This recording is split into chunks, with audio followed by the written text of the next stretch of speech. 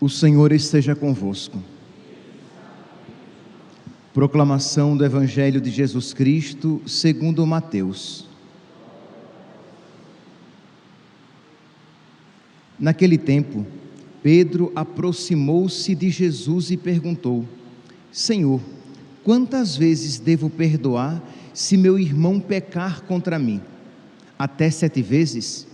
Jesus respondeu: não te digo até 7 vezes, mas até 70 vezes 7.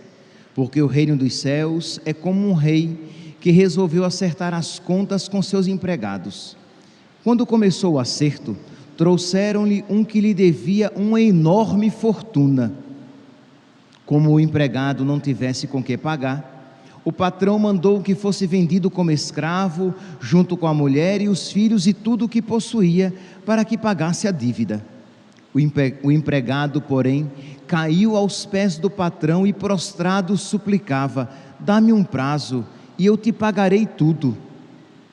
Diante disso, o patrão teve compaixão, soltou o empregado e perdoou-lhe a dívida. Ao sair dali, aquele empregado encontrou um de seus companheiros que lhe devia apenas 100 moedas. Ele o agarrou e começou a sufocá-lo, dizendo: paga o que me deves. O companheiro, caindo aos seus pés, suplicava: dá-me um prazo e eu te pagarei. Mas o empregado não quis saber disso. Saiu e mandou jogá-lo na prisão até que pagasse o que devia. Vendo o que havia acontecido, os outros empregados ficaram muito tristes, procuraram o patrão e lhe contaram tudo. Então o patrão mandou chamá-lo e lhe disse: empregado perverso, eu te perdoei toda a tua dívida porque tu me suplicaste. Não devias tu também ter compaixão do teu companheiro, como eu tive compaixão de ti? O patrão indignou-se e mandou entregar aquele empregado aos torturadores até que pagasse toda a sua dívida. É assim que o meu Pai que está nos céus fará convosco, se cada um não perdoar de coração o seu irmão. Palavra da salvação.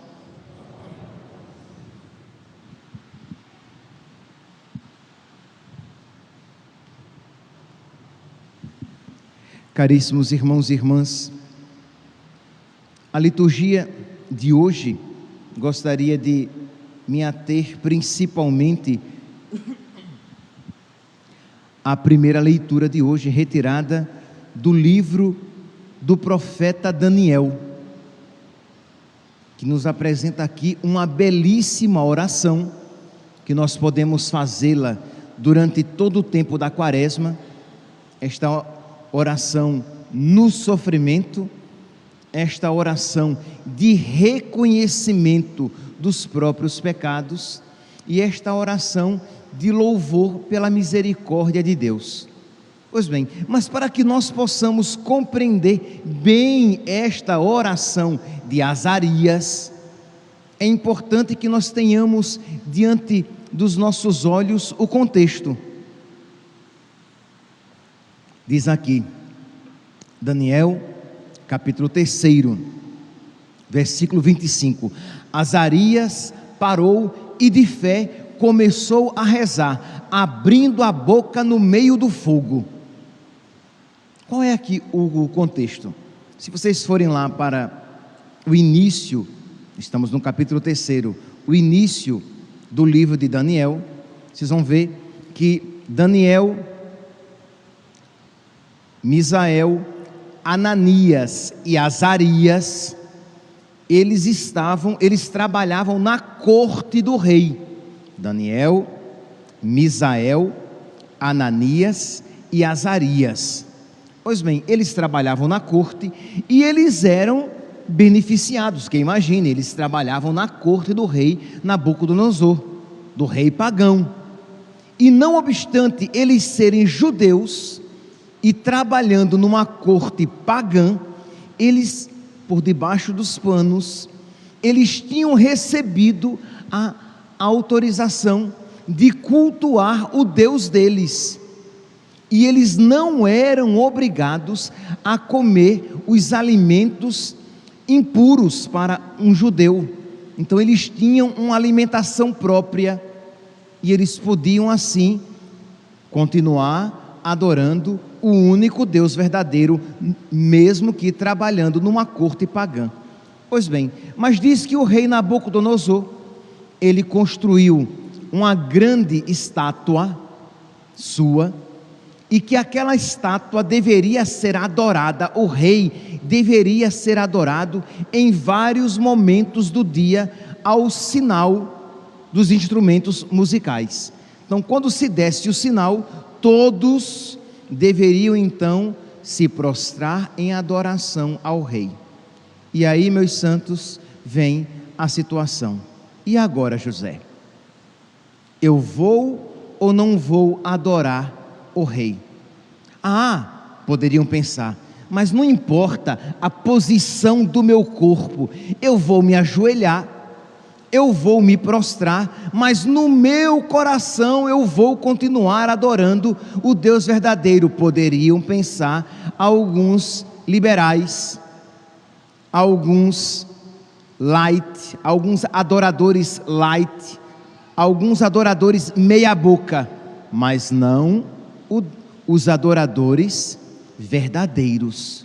Isto é, eles sabiam que não estava correto, que era indigno de Deus uma atitude, que a minha atitude corporal dissesse uma coisa, mas o meu coração dissesse outra. Então eles estavam dispostos a sofrer pelas leis de Deus. Meus irmãos, para nós cristãos hoje em dia, isso é mais do que nunca necessário reaprender. Sim, por quê? Porque muitos cristãos e por aí, de várias denominações, estão, inclusive católicos, eles querem prosperidade, eles querem vitória, eles querem se dar bem neste mundo, e para isso eles buscam Deus. Quer dizer, percebem? Deus virou um meio para o meu fim. O fim é vitória, prosperidade, alegria neste mundo. Se então, para alcançar esta finalidade, adorar Deus é um meio adequado, ok. Se fosse Satanás, também. Porque o que eu quero é vitória, prosperidade, vida boa. E esta não é a fé bíblica, nem a fé cristã, nem a fé católica. Isto é, nós queremos o céu, nós queremos amar a Deus. E se o caminho para o céu e de amar a Deus é passar pelo sofrimento, devemos estar dispostos a passar. E assim estavam dispostos Misael, Ananias e Azarias. Eles não estavam dispostos para garantir o seu emprego muito bom, diga-se de passagem. Eles trabalhavam na corte, eles ganhavam muito bem, eles tinham uma vida muito confortável, e eles eram respeitados por muitos. Mas se o preço para este emprego era trair a lei de Deus, eles não estavam dispostos a isso. Então eles não pensaram duas vezes: nós não iremos nos prostrar e não iremos adorar o rei quando se der o sinal para isso. E não foi diferente. Começou durante o dia os vários sinais, o povo se ajoelhava e eles permaneciam de pé, fazendo as suas funções cotidianas. E é claro, é óbvio que isso chegou aos ouvidos do rei Nabucodonosor. E os caldeus foram lá e disseram: Senhor, não foi dada uma ordem que durante o dia, quando o sinal fosse dado, nós deveríamos nos prostrar em adoração a vós? E o rei disse: sim, Isso mesmo, foi ordem minha. Pois é, o senhor sabe quem é Misael, Ananias e Azarias? Sei, são meus servos. Pois é, eles não estão fazendo isso não. E o povo está vendo e não está pegando bem para o senhor. Eles estão desobedecendo as ordens. E diz que o rei ficou tão indignado, tomado de ira, que mandou aquecer a fornalha 7 vezes mais do que o comum. E mandou que Misael, Ananias e Azarias fossem amarrados e lançados no fogo. E é nesse contexto de sofrimento que nós ouvimos então a prece de Azarias. Azarias parou e de pé começou a rezar, abrindo a boca no meio do fogo. Percebe aqui, meus irmãos, este ensinamento para nós também, quando estivermos em meio às dificuldades, precisamos de pé abrir a nossa boca e louvar a Deus. De pé, abrir a nossa boca e dizer: Senhor, nós merecemos este castigo. Porque qual é o grande problema dos cristãos? Nós não sabemos sofrer. Quando o sofrimento bate na nossa porta, e ele bate assim, duro, não bate levezinho não, bate com gosto. Quando o sofrimento bate na nossa porta, nós começamos a dizer: por que eu, uma alma tão pura, santa e imaculada? Porque só comigo? Primeiro que não é só comigo, e segundo, por que não com você, pecador miserável? Por que não você, digno do inferno? Ou você vai dizer: eu não posso dizer isso, ou você vai dizer que não é digno do inferno, ou você vai dizer que não é um pecador miserável, ou você não vai reconhecer que tem desperdiçado muitas graças de Deus, ou você não vai reconhecer que deveria, graças a tudo que de Deus você tem recebido, ser muito melhor do trocinho que você é hoje. Entende? Então, Azarias aqui nos dá este exemplo de, no sofrimento, nós não só não abandonarmos a oração, mas de pé reconhecer que merecemos aquele castigo, de que Deus é bom, e louvarmos a sua misericórdia, a sua bondade. Diz aqui que antes deles serem lançados na fornalha ardente, Daniel, capítulo 3, versículo 17, diz assim, versículo 15, diz assim que o rei diz: muito bem, vocês não estão adorando a minha imagem, né? Muito bem, vocês não estão me adorando quando o sinal é dado, né? Por causa da fidelidade ao vosso Deus, né? Quero ver se o vosso Deus vai vos salvar. Quero ver então se Ele é tão poderoso assim para livrar vocês dessas chamas. E o que é que Misael, Ananias e Azarias dizem? Eles tentam a Deus e dizem: Deus vai sim me salvar. Não tente a Deus. Eles dizem assim: olha, Deus pode me salvar, e eu não tenho dúvidas de que Ele pode me salvar dessas chamas, mas se Ele não me salvar e permitir que queimado eu seja, eu continuarei servindo a Deus. Se Deus não me livrar desse sofrimento, eu continuarei fiel a Deus. Se Deus permitir que toda esta desgraça aconteça, mesmo assim, fiel a Deus, eu permanecerei. Percebe aqui, meus santos, esse ensinamento para nós, de não tentar a Deus e dizer: olha, Senhor, o Senhor cuide de me salvar, porque eu tenho sido fiel ao Senhor. Olha, Senhor, o Senhor me salve, porque eu estou sofrendo isso por causa do Senhor. Não. Azarias, Misael, Ananias, a oração é de Azarias, mas que expressa o coração dos três.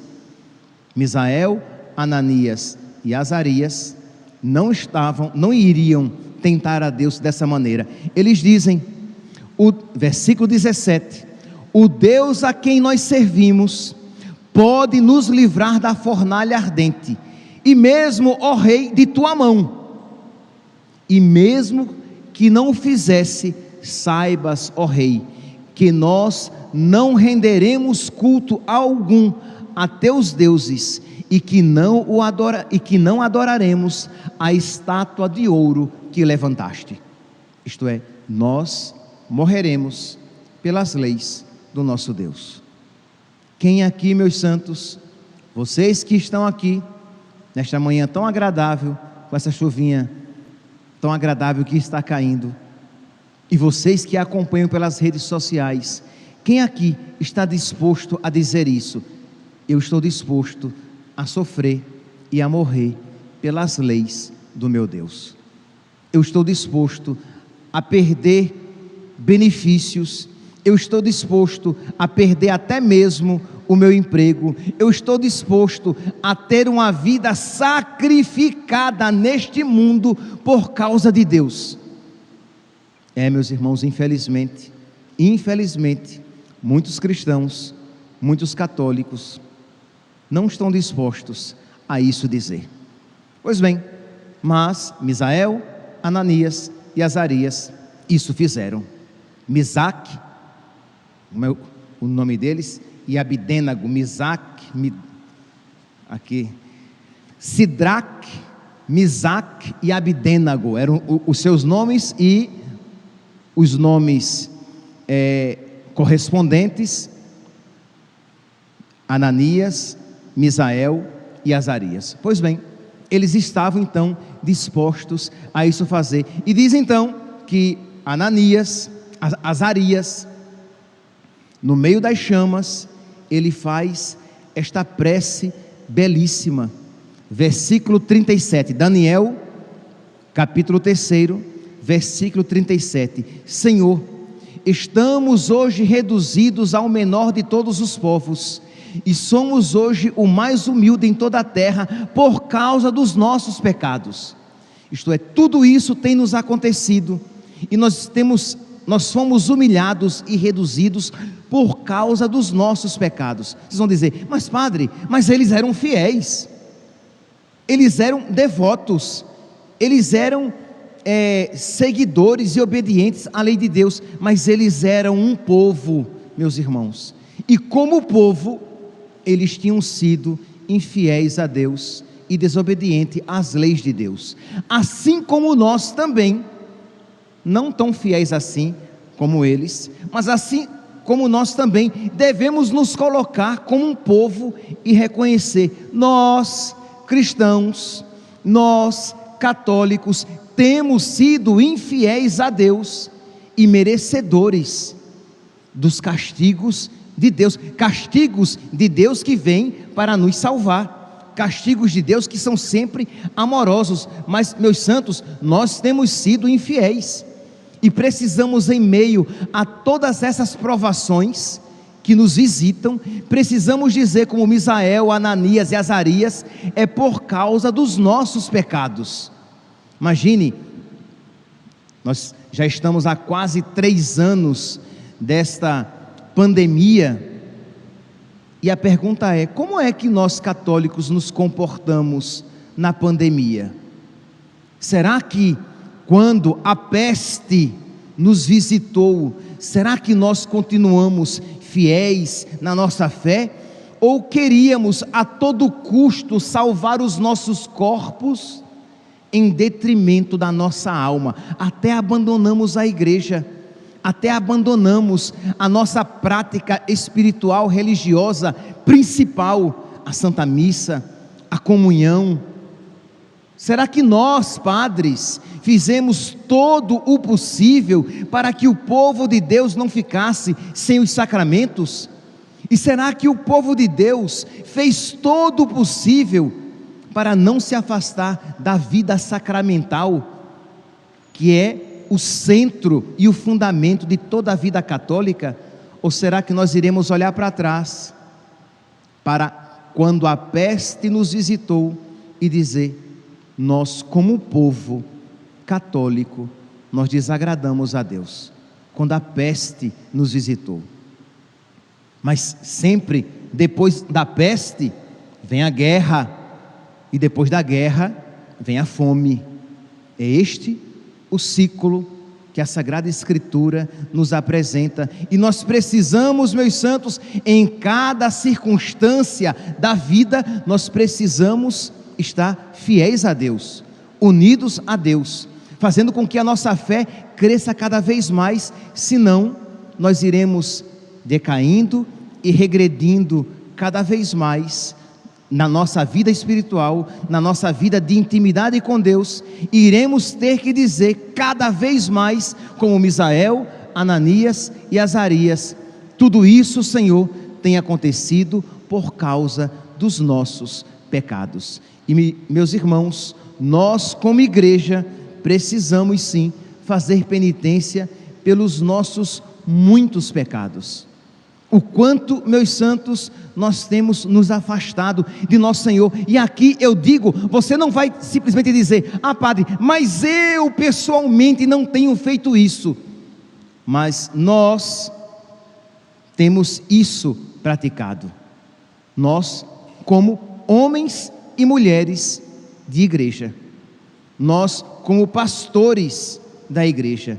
Imagine, meus santos, quanta ofensa a Deus e quanta tristeza a Deus temos causado quando sacerdotes não mais ensinam a doutrina verdadeira, não mais ensinam aquilo que a igreja há mais de 2000 anos sempre ensinou, aquilo que está fundamentado na Sagrada Escritura, na tradição e no magistério de sempre da igreja, aquilo no qual os santos acreditaram, ao ponto de padres no púlpito dizerem que aquilo que sempre foi pecado não mais o é.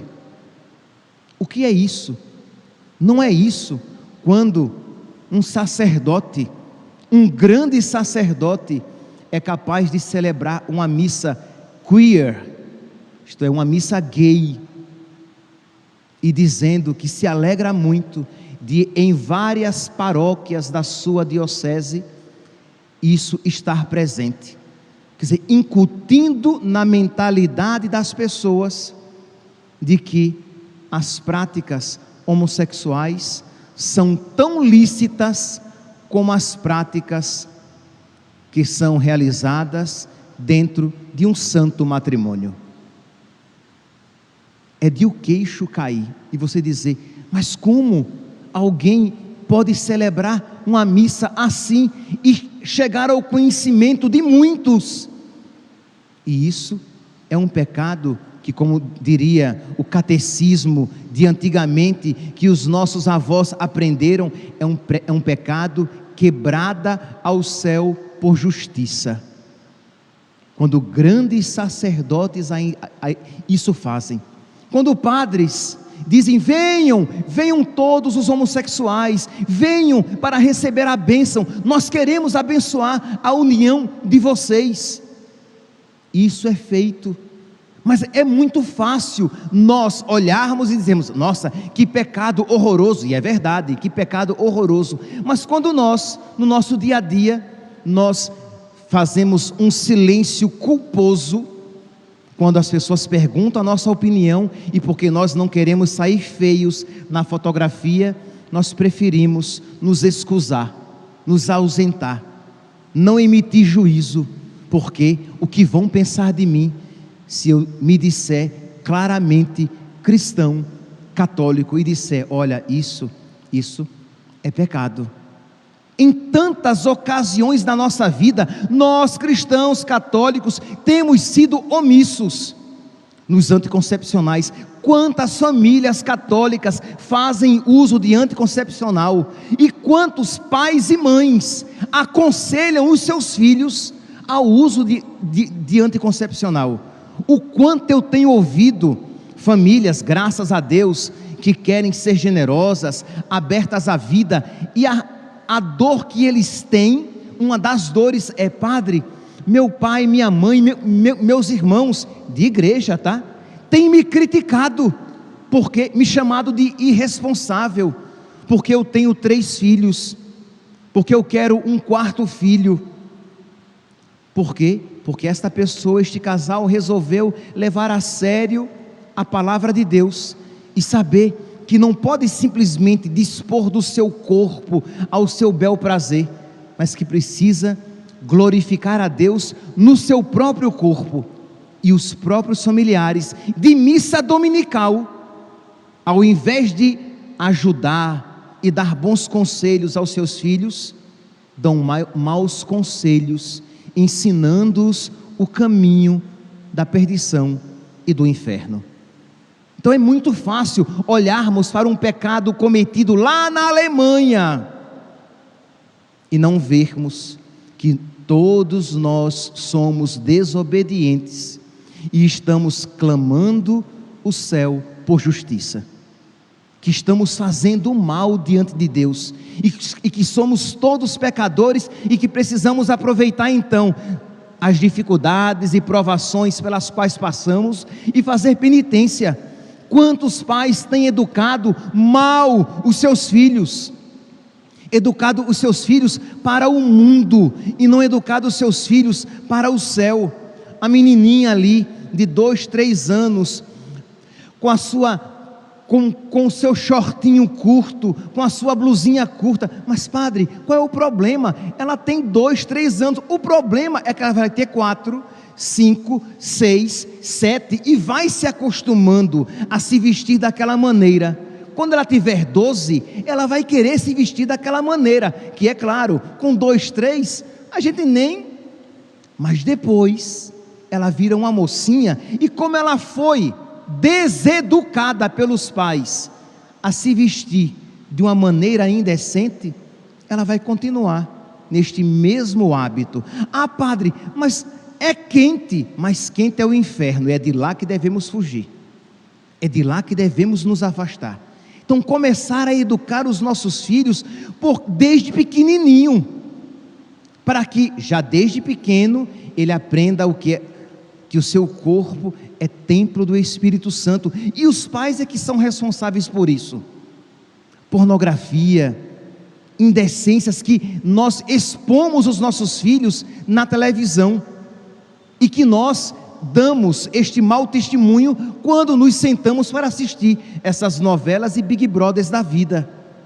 Quer dizer, que exemplo você está dando aos seus filhos? Aí você depois critica, porque o padre, que também é um miserável e filho desta geração miserável, ele vai dizer que sexo fora do casamento e masturbação não são pecado.